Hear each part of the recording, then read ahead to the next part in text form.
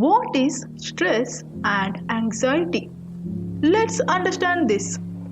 If I ask you to hold a glass of water for a minute, of course it could be easy. Now, if I ask you to hold a same glass of water for an hour, you will have a hand pain. Now, if I ask you to hold the same glass of water for a day, your hand might result in a paralyzed condition or you may require a instant treatment. One important thing to observe here is that weight of the glass of water remains the same, but pain depends on how long you hold it. The same thing happens with your stress and anxiety. There is no one in this world who is devoid of all kinds of stress and anxiety. It depends on how you deal with it, and you have to deal with it in a positive manner. If you always carry your stress and anxiety, it always results in pain and trouble. There is nothing that you can do. Even you can't focus on things which you should do. So, it's not about the weight of stress you have. It's about the how long you hold them with you. It makes all the difference.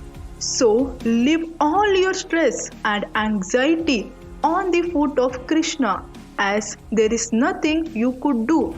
It doesn't mean that you should not do anything.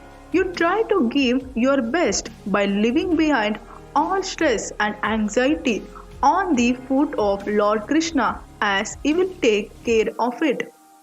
Lord Krishna in Gita says, Mahi Sarvani Karmani Sanyasya, which means resign all your works unto me, as he will take care that your efforts don't go in vain.